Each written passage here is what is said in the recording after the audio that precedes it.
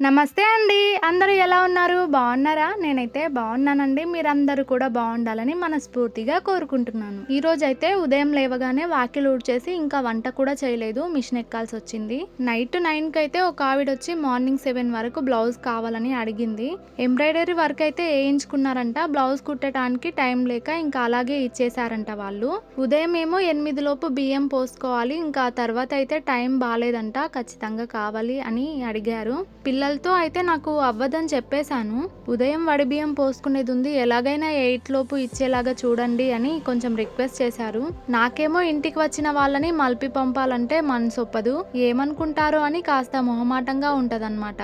అయినా సరే నైట్ తీసుకొని మార్నింగ్ వరకు ఇవ్వాలంటే కొంచెం కష్టం కదా, అవ్వదని చాలాసేపే చెప్పేశాను. కానీ వాళ్ళు ఇంకా రిక్వెస్ట్ చేసేసరికి కాదనిలేక తీసుకున్నాను. నైట్ అయితే తిన్న తర్వాత ఇంకా లైనింగ్ అయితే ఉతికేసి పడుకున్నాను. ఉదయం లేచి ఇంకా స్టిచ్చింగ్ అయితే చేస్తున్నా. నా కర్మ ఏంటంటే రోజు ఉదయం అసలు కరెంటు పోయేదే కాదు, కానీ ఈ రోజు మాత్రం బాగా పోతుంది వస్తుంది.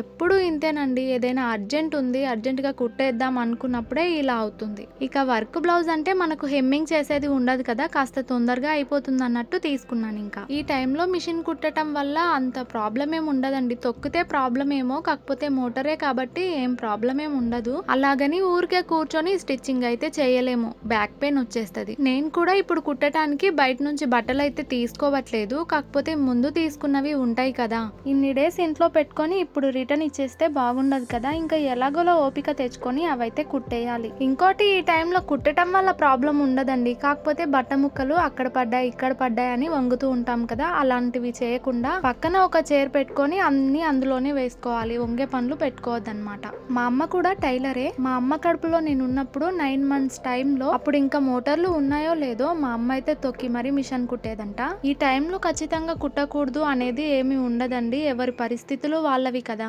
నేను కుట్టకపోయినా పర్వాలేదు, కానీ ఖచ్చితంగా కుట్టే పరిస్థితులు ఉండే వాళ్ళు కూడా ఉంటారు. మా పెద్దోడు పుట్టిన తర్వాత నెక్స్ట్ టైం 6 months అట్లా ప్రెగ్నెన్సీ ఉన్నప్పుడు అయితే కుట్టేదాన్ని మిషన్. మా పెద్దోడు ఏడుస్తుంటే వాడిని ఎత్తుకొని మరీ ఇంకా మిషన్ కుట్టాల్సి వచ్చేది. అన్నం కూర చేసేసరికి లేట్ అవుతుంది కదా అని ఉప్మా అయితే వండానన్నమాట. పిల్లలేమో మ్యాగీ కావాలని అడిగితే ఇంకా వాళ్ళకి మ్యాగీ అయితే చేసి ఇచ్చేసాను. ఇక బ్లౌజ్ అయితే కంప్లీట్ చేసేసాను. హెమ్మింగ్ ఏం లేదు కాబట్టి ఇంకా తొందరగా అయిపోయింది. నడుము దగ్గర మాత్రం హెమ్మింగ్ చేసి ఇంకా హుక్స్ లో అయితే పెట్టేశాను. తినేసిన తర్వాత ఇంకా ట్రైప్యాడ్ అయితే బాలేకుంటే నేను రిటర్న్ పెట్టేశాను కదా, మళ్ళీ వేరేదైతే తీసుకున్నాను. మా ఆయన అయితే ఫస్ట్ ఈ బాక్స్ తీసుకొచ్చినప్పుడు నాకు భయమేసింది, ట్రైప్యాడ్ తెచ్చారా ఇంకేదైనా ఇచ్చి పంపారా అని.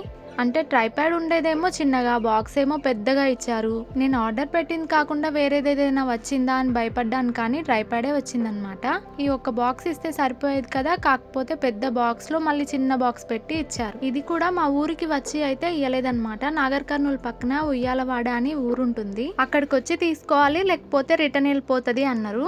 ఇంకా దీనికోసం ఆ ఊరు వెళ్ళి తెచ్చుకోవాల్సి వచ్చింది. నేను పాతదైతే చూపించాను కదా, సేమ్ ఇది కూడా అలాంటిదే. దీనికైతే నాకు 800 రూపీస్ అయితే పడింది. ఇంతకు ముందు తీసుకున్నది కూడా బానే ఉంది, కాకపోతే దాన్ని స్మూత్ గా హ్యాండిల్ చేయాలి. అంటే వాడగానే తీసి పెట్టడం కానీ, పిల్లల్ని ముట్టనివ్వకుండా చూసుకోవటం కానీ, కింద పడకుండా చూసుకోవటం కానీ అలా చేయాలి. ఇది క్వాలిటీ మాత్రం మంచిగా ఉంటది, రఫ్ అండ్ టఫ్ గా యూజ్ చేసుకోవచ్చు. నేనేంటంటే వ్లాగ్స్ తీస్తుంటాను కదా, మళ్ళీ క్లోజ్ చేసి లోపల పెట్టేయటం తీయటం అలాంటివి చేయనన్నమాట. ఓపెన్ చేసి పెట్టిన తర్వాత ఇంకా ఓపెన్ గానే ఉంటది. పిల్లలు సడన్ గా కిందేసినా అంత త్వరగా పాడైపోయేది కాదనమాట. ఇంకా అందుకే అదే తీసుకున్నాను. మళ్ళీ మా మ్యారేజ్ అయిన తర్వాత మిర్యాలగూడలో అయితే ఉండేవాళ్ళం. మ్యారేజ్ అయిన తర్వాత ఒక 3 months కి హెల్త్ బాగాలేకుండే, ఇంకా అన్ని టెస్ట్లు అయితే చేయించుకున్నాను. బ్లడ్ గ్రామ్స్ చూసారా, అసలు 5.5 ఉంది. చాలా అంటే చాలా తక్కువ కదా. ఒక 1 month లోనే మళ్ళీ నాకు 12 grams అయితే పెరిగిందండి. టాబ్లెట్స్, బీట్రూట్, బాదం, క్యారెట్ ఇలా చాలానే తిన్నాను. 1 month లో క్యూర్ అయిపోయింది. కాకపోతే ఫస్ట్ లో మాత్రం నాకు 5.5 ఉండిద్ది. మ్యారేజ్ అవ్వక ముందు నాకు థైరాయిడ్ అవన్నీ తెలీదు. హెల్త్ బాగోలేనప్పుడే థైరాయిడ్ ప్రొఫైల్ కూడా చేయించారు వాళ్ళు. లెవెల్స్ వచ్చేసి నాకు 9.0 అయితే ఉంది. 9 అనేది ఎక్కువేం కాదంట, కాకపోతే నాకు అదేంటో తెలియదు కాబట్టి యూట్యూబ్ లో సెర్చ్ చేసి చూసి భయపడ్డాను. అంటే దీనివల్ల ఉండే ప్రాబ్లమ్స్, మెయిన్ గా పిల్లలు పుట్టరు అని అంటారు కదా, ఇంకా అందుకని చాలా భయం వేసింది, బాధేసింది అనమాట. అప్పటి నుంచి కంటిన్యూగా టాబ్లెట్స్ అయితే వాడాను. ఇది మొన్న చేయించుకున్నాను కదా, అదన్నమాట థైరాయిడ్ ది రిపోర్టు. అయితే ఇప్పుడు వచ్చేసి 5 ఉందంట. టాబ్లెట్స్ ఏం యూజ్ చేయాల్సిన అవసరం లేదు. నెక్స్ట్ మంత్ మళ్ళొకసారి థైరాయిడ్ టెస్ట్ అయితే చేయించుకోండి, ఎక్కువ అవుతే టాబ్లెట్స్ వాడదాం, లేకపోతే ఏం అవసరం లేదని చెప్పిర్రు. 18 కన్నా ఎక్కువ ఉంటే ప్రాబ్లం అంట, అంతకన్నా తక్కువ ఉంటే పెద్దగా ప్రాబ్లం ఏమి ఉండదంట. ఉదయం అయితే మ్యాగీ చేసిచ్చాను కదా, ఇప్పుడు కూడా అదే కావాలంట. మా చిన్నోడు ఒకటే గొడవ పడుతున్నతోని. ఈ టెస్ట్ నేను ఎప్పుడు చేయించుకున్నా సరే 9, 10 లేకపోతే 5, 6 ఇంతే వస్తుంది, ఎక్కువేం ఉండదు. చాలా భయపడ్డాను అసలు పిల్లలు కారేమో అని. కంటిన్యూగా టాబ్లెట్స్ అయితే మంచిగా వాడినా, మంచి ఫుడ్ తీసుకున్నాను. 2020 అంటే ఇది మా పెద్ద బాబు స్కానింగ్ అనమాట.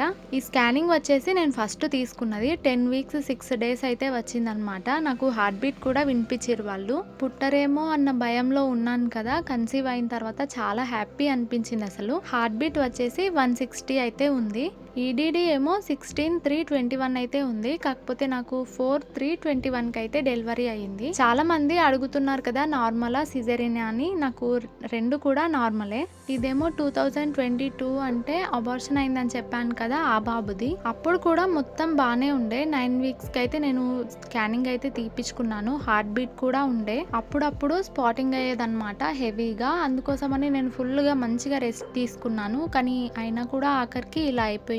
7 నెలలు మోసి 2 నెలలు అయితే నా చేతిలో ఉంటాడు అనుకున్న టైంలో ఇలా అయ్యిందంటే అసలు ఎంత బాధగా ఉంటది. నిజానికి 9 నెలలు మోసి కన్నదానికంటే కూడా ఈ అబార్షన్లు అనేవి చాలా పెయిన్ఫుల్. ఇలాంటి సిచ్యువేషన్ మాత్రం ఎవరికి రావద్దు బాబోయ్. ఇది వచ్చేసి 2023 అంటే మా చిన్నోడు రిపోర్టు. అయితే ఫస్ట్ స్కానింగ్ చేయించుకున్నాను కానీ అందులో హార్ట్ బీట్ గానీ ఏవి లేవు. హార్ట్ బీట్ ఉన్నట్టుగా ఉంది కానీ ఎంత ఏంటి అనేది లేదు. ఇది వచ్చేసి 13 వీక్స్ లో అయితే తీపించుకున్నాను. సెకండ్ టైం అలా అయినందుకు నేను ఈసారి అయితే చాలా అంటే చాలా జాగ్రత్తగా ఉన్నాను అసలు. డెలివరీ డేట్ వచ్చేసి నాకు 16/9/2023 అయితే వచ్చింది. నాకేమో 11వ తారీఖు 9వ నెలలో అయితే డెలివరీ అయింది. సిజరీన్ అంటే నాకు చాలా భయం అసలు. కాకపోతే డెలివరీ పెయిన్స్ వచ్చే టైంలో అయితే పెయిన్స్ తట్టుకోలేక సిజరీన్ చెయ్యండి అని బాగా అడుక్కుంటాం మనము. హార్ట్ బీట్ వచ్చేసి 150 బీట్స్ అయితే ఉంది. నేను ప్రెగ్నెన్సీ ఉన్న టైంలో అయితే యూట్యూబ్ బాగా చూసేదాన్ని. అంటే ఈ సిమ్టమ్స్ ఉంటే అమ్మాయి, ఈ సిమ్టమ్స్ ఉంటే అబ్బాయి, హార్ట్ రేట్ ఇంతుంటే అమ్మాయి, ఇంతుంటే అబ్బాయి, ఇలాంటివి చాలా ఉంటాయి కదా, అవన్నీ చూసేదాన్ని. కానీ నాకు ప్రస్తుతం అర్థమైంది ఏంటంటే అవన్నీ కూడా తప్పని. హార్ట్ బీట్ ని బట్టి గానీ సిమ్టమ్స్ ని బట్టి గానీ అసలు తెలీదండి.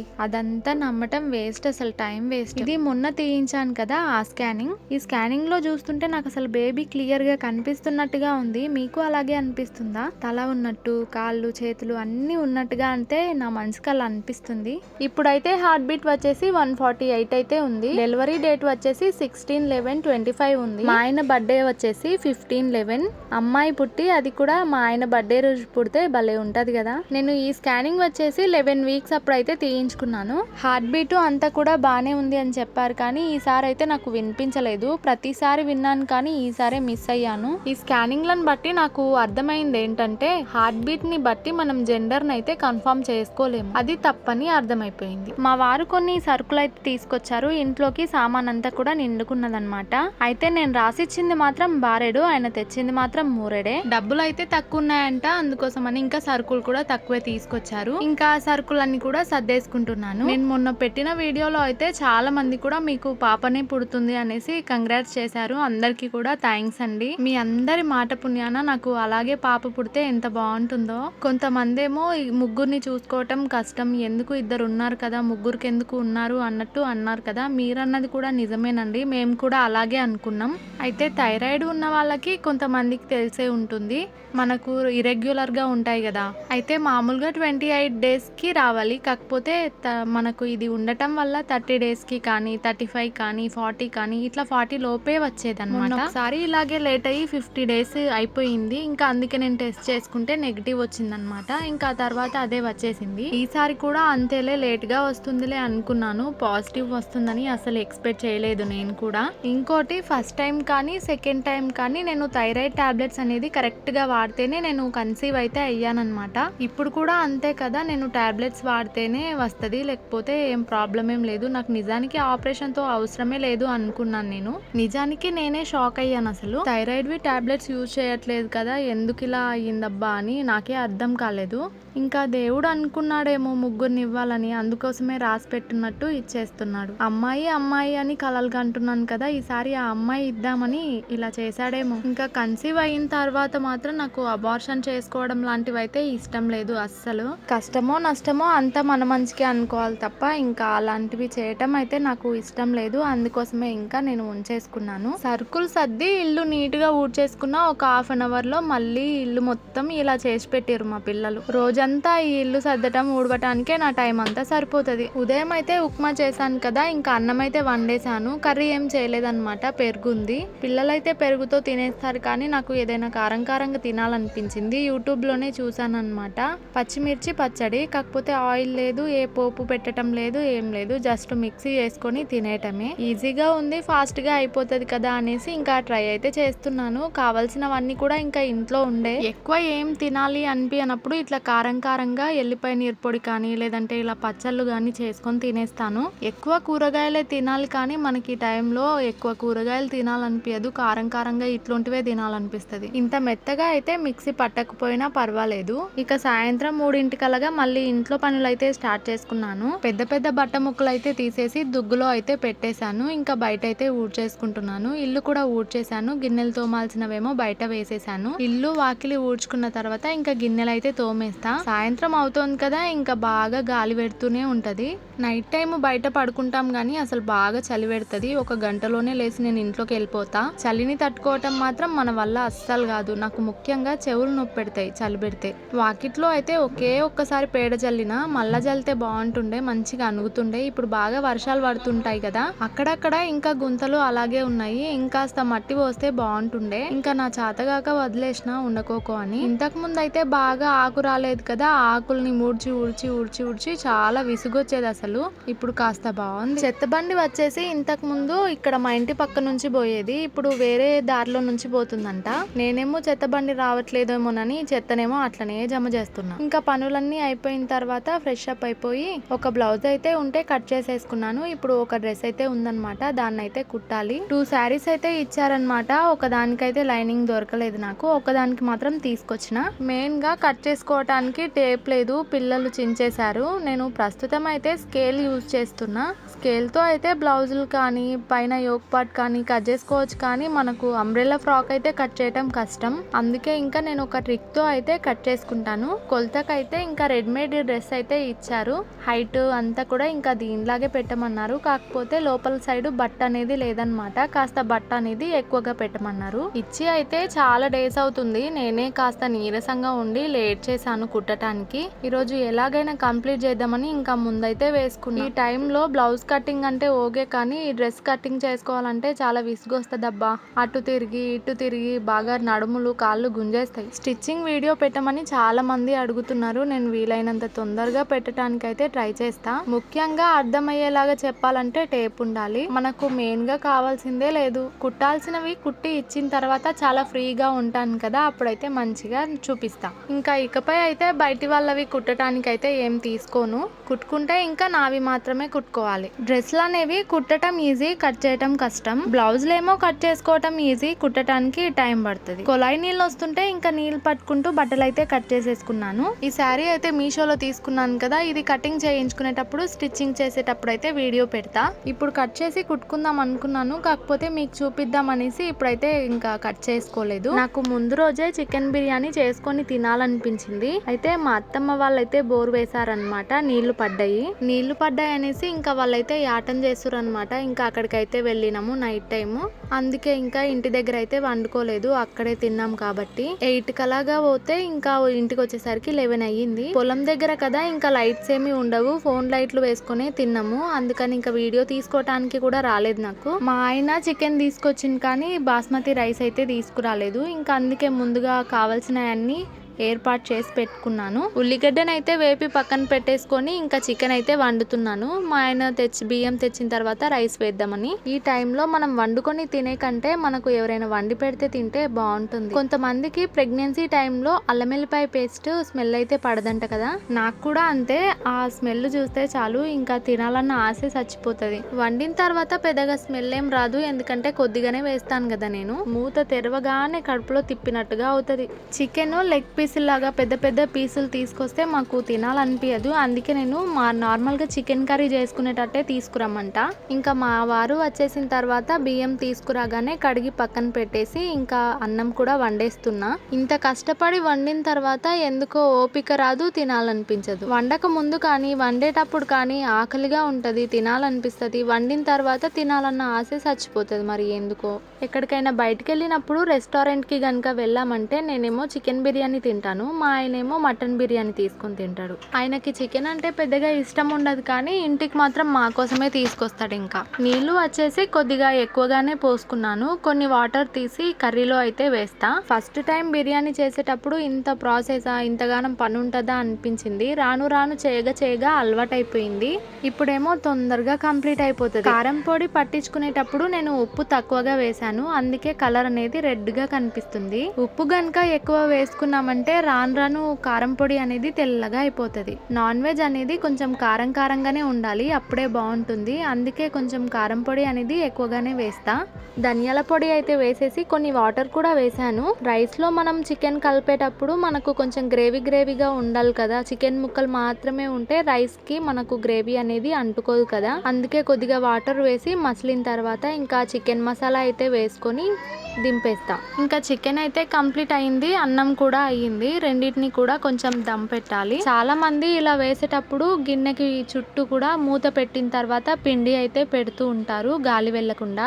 నాకు ఇంకా అంత ప్రాసెస్ చేయాలంటే ఇంట్రెస్ట్ ఉండదన్నమాట. అందుకే మూత పెట్టిన తర్వాత ఇంకా ఏదైనా బరువుది చెంబు కానీ పెట్టేస్తా. చెంబు నిండా వాటర్ తీసుకొని మూత పైన పెట్టేస్తా అంతే. బిర్యానీలో అయితే మనకు ఆనియన్ టేస్టే మస్తు ఉంటుంది. అసలు ఆనియన్ కొంచెం ఎక్కువ తీసుకున్నా ఏం కాదు.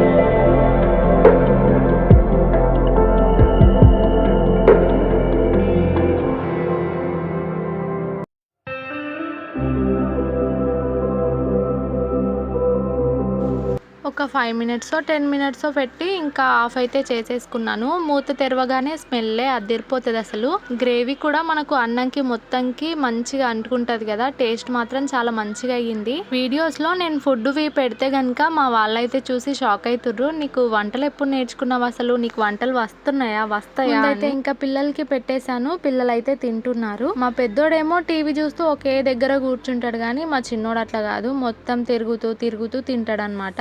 తింటుంటేనే అది తిన్నది కాస్త అరిగిపోవాలి. మా పెద్దోడేమో టీవీకి బాగా ఎర్రవుతాడు. తాపకొకసారి టీవీ బంద్ చేస్తా చూడు, ఛానల్ మారుస్తా చూడు, సీరియల్ పెట్టుకుంటా చూడు, ఇలాంటివి అంటూ ఉంటే తింటూ ఉంటాడు. పిల్లలకైతే మజా తీసుకొచ్చిండు, నాకేమో మజా అస్సలు తాగాలనిపించదు. నా కాడికి చిన్నగా స్ప్రైట్ తెప్పించుకున్నా. మా చిన్నోడైతే మా పెద్దోడిని అన్న అని పిలుస్తుండే, ఇప్పుడేమో నాని అని పిలుస్తున్నాడు. మా పెద్దోడేమో నాని అనకరా అను అని చెప్తాడనమాట. ఇట్లా వాళ్ళిద్దరు మాట్లాడుకున్నప్పుడు మాత్రం మాకు భలే మంచిగా అనిపిస్తుంది. అసలు భలే క్యూట్గా ఉంటారు. ఇంకా వాళ్ళు తినేసిన తర్వాత ఆరు బయట కూర్చొని మేము కూడా తింటున్నాము. మొత్తానికి ఇదన్నమాట ఈ రోజటి వీడియో గనుక నచ్చితే తప్పకుండా లైక్ చేయండి. మీ నుంచి నేను కోరుకునేది అదొక. మరొక వీడియోతో అయితే మళ్ళీ కలుస్తానండి. అంతవరకు ధన్యవాదాలు.